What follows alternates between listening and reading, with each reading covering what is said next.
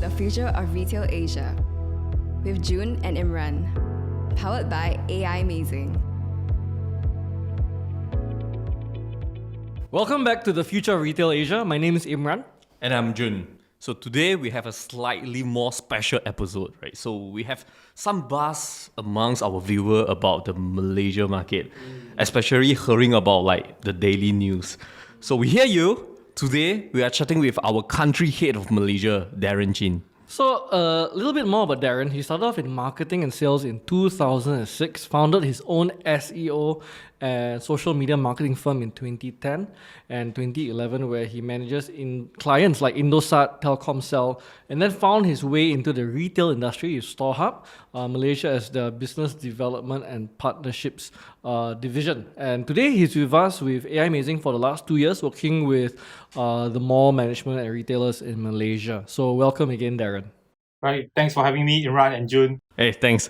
First question, right? I think from the time doing online marketing and sales, right? I think to the time to StoreHub serving the F&B outlets and the retailer with their POS system. So what did you see at your time with a StoreHub that makes you want to be part of this retail industry? Right. Thanks, Jun. So if you look at the data from Malaysia Statistics Department, almost 99% of businesses in Malaysia are SME, right? Cut across all sizes, sectors, and the retail industry and F&B, right? Are actually contributing to more than 45% of the economy in Malaysia. So in other words, it's the main source of income for the micro SME and the SME business owners, which means it's the heart of the Malaysia. So in good old days, the point of sale system technology was actually built for large corporations and is very, very expensive.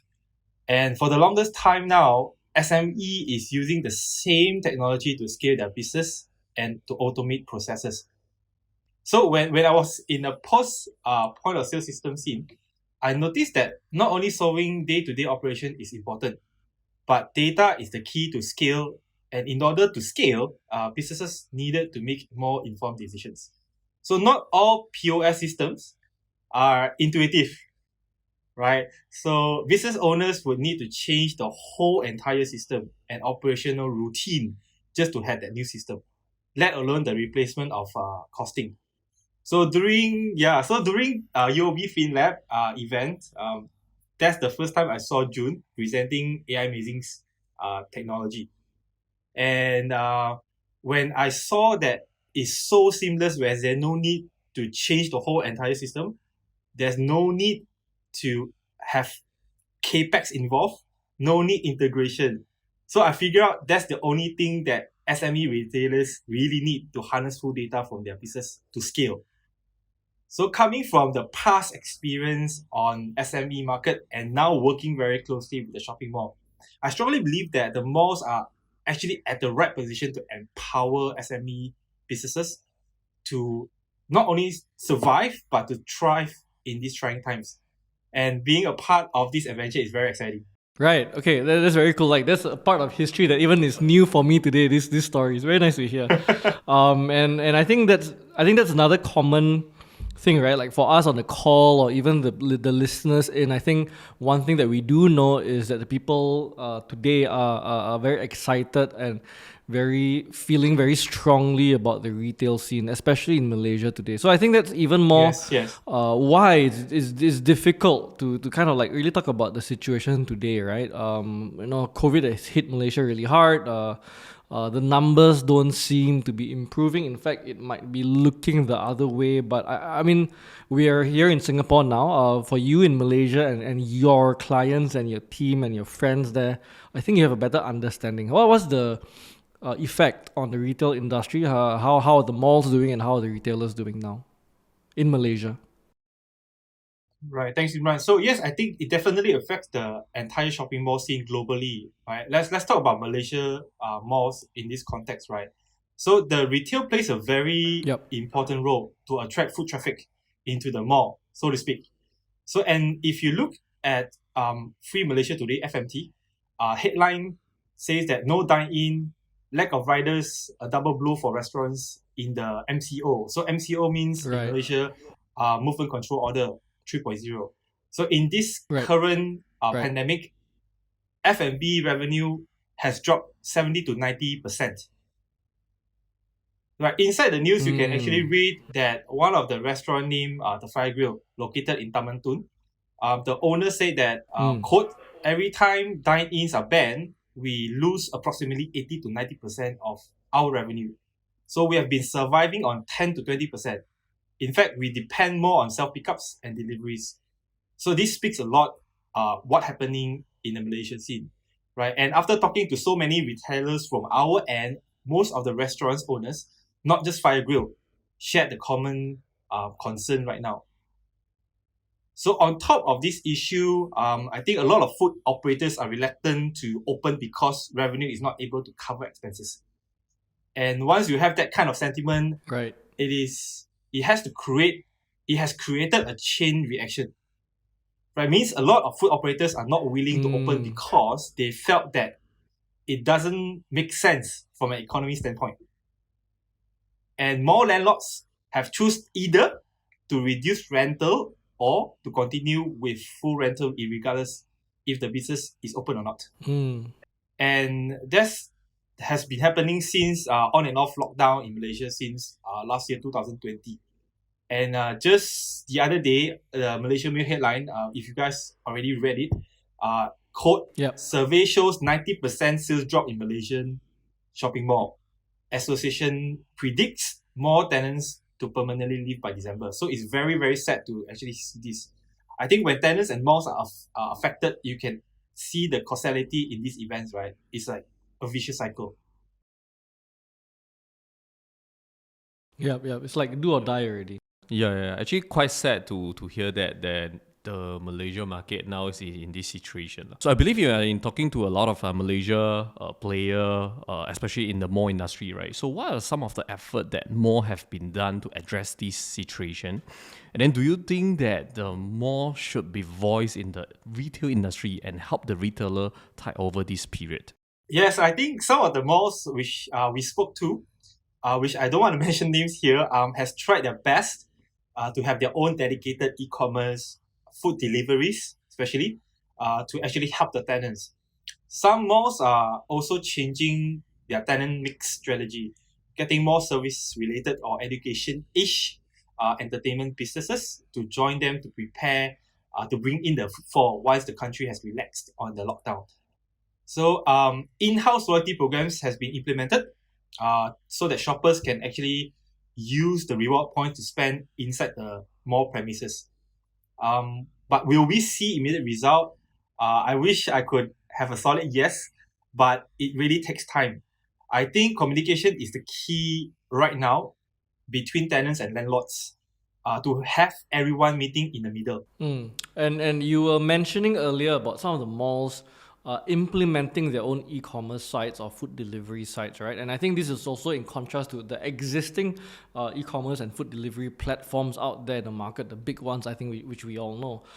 So what are you thinking around the omni-channel strategies that the retailers should be embracing today? Is it essential to recovery? Is it just part of the new normal? How is the thinking over in Malaysia now? Right, it's a good question. So in my opinion, I think omni-channel is a very overused word, especially during this pandemic. But don't get me wrong, I'm a pro e-commerce. I think the e-commerce right now can be a temporary solution. Right? Why do I say that? Is because people want contactless experience, right? In terms of like hygiene perspective, and want it to be super convenient during the pandemic. Purchasing in a physical environment is not just about buying things. If you guys agree, right? It's about experience when you walk in a shop, being greeted by a human. I think which we haven't experienced for quite some time, especially in Malaysia. And the interaction one has with the store assistants before actually completing the PayWave transaction, right? It's about customers being engaged at a very personal level.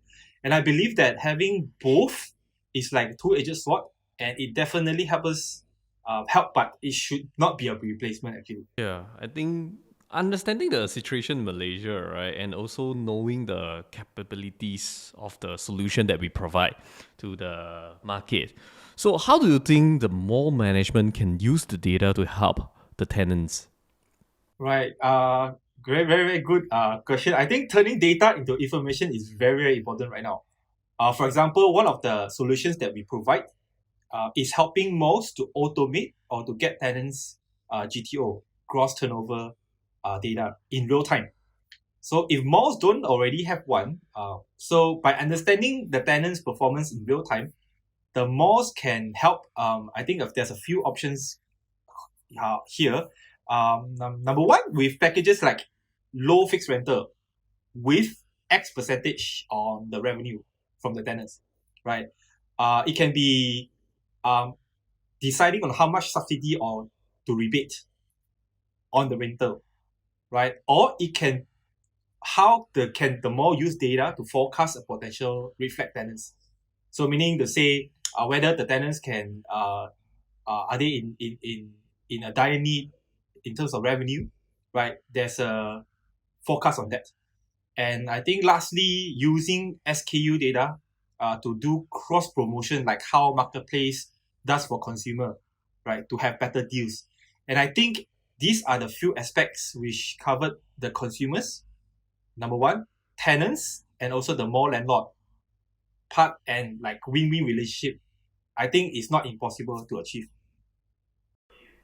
Right. So just to jump on, let's say the cross promotion idea that you just mentioned. For example, like I sit down and I have a latte, and then from the receipt or something, based on the data or what I'm transacting, I get a certain recommendation for, let's say, a pair of shoes or a dress or something as my next offer with a certain, let's say, discount code or QR code or something like that. That's what you mean by cross promotion. Exactly. Yeah, and this is what we are seeing in marketplace. But I think the mall is able to achieve that. Right. And I think that's very interesting, right? Because I think you were talking about data to look at things like rental invoicing, rental contracts, or even rental subsidies. And I think that's very important as a foundation, even important, let's say, in addressing the situation right now, right? Like even more important. But let's say we're looking to the future, right? I think we do know that retail will make a resurgence again one day. How do we use data and plant a win-win-win with all parties then? Yeah, I think using data to achieve what marketplace is able to do. For example, what we mentioned earlier, cross promotion. If a category of shoppers or consumer, right, likes a certain stuff, how do you actually run a cross promotion to actually increase the basket size or increase the revenue from the tenants itself? I think the more actually are in a very right position to use data, especially the SKU level data, to actually achieve that kind of strategy. Yeah, so if all these are achieved, I think the win-win situation between these three parties, tenants, consumer, and malls, are able to achieve. Right. So you have the consumers getting what they want. You have the mall managers saving time, saving money, saving effort. They don't need to go out and calculate. It's automatically calculated for them. It's accurate. It's real time. And then they can start really acting as a marketplace to really connect tenants together, brands together, cross promotions, up promotions, and consumer promotions. Exactly. Very, very cool. Yep. So I think we just now mentioned about like the cases in Malaysia every day now. I think it's still 5 figures, right? So what do you foresee for the mall management team can do for this year or maybe for the next year? I think having a honest conversation with each other is very important between tenants and landlords. A discussion can be like, what help do I need in order for me to achieve this? This is coming from a tenant perspective, right? Or if we help you with this, can you do this? Right? I think to have that kind of conversation is very important. And what are the commitments for both if they should reach an agreement and why? Yeah, so I think this kind of honest conversation between both parties is very important. And because I see there's a huge gap between tenants and landlords, but I believe both can come out to an agreement. I think one thing very interesting we just thought before this, right, is actually like when we talking about like definitely very sadly to hear about like the cases is increasing every days. But I think this also accelerated the entire industry going digital, right? Yeah. So I think 2 years ago, you can't imagine it's a hawker center. They were accepting food delivery or a pickup. Auntie and uncle were using a terminal to receive the food orders, Yes. right? So I think on the good hand is actually, yes, this thing actually accelerated the entire thing because people want to survive. So they need to accept something, they need to moving forward, and then they can survive, right? And then from there, one day we believe, right, the market will be open up again, and then people will still going back to the shopping mall. So I think this time period will be a very good time for a retailer, for F&B, and even for a shopping mall to prepare when the market open up again. Then the shopper will go back to the shopping mall. Yeah.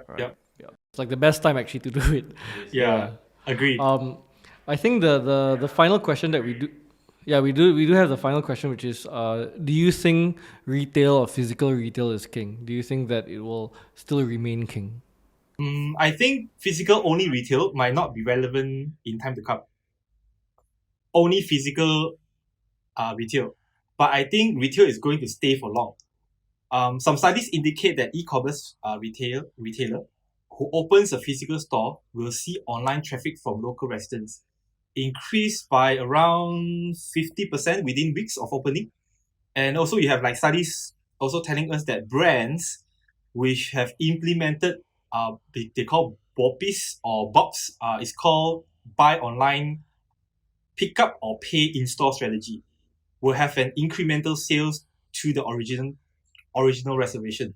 And down the road, they will actually see high traffic online, but lower sales, but higher sales in store. So it's very, very interesting. Example, Crumble Malaysia did a very brilliant job some time ago by giving more discounts in store than in marketplace.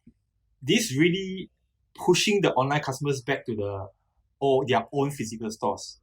And I think more can actually act like an e-marketplace, and all happening inside the shopping mall premise with data. So to answer your question, I think retail can always be king. That's really really cool. I think the takeaway here is that it's not about online or offline. It's the idea that omni-channel is really here to stay, and we need to think about what are the things to put into place now to win long term with data and working together. So I think that is the time that we have for today. Thanks again, Darren, for taking the time and sharing, especially with what's going on in the market today in Malaysia. I think it's a very important time for players in Malaysia to come together and make very important decisions on the future.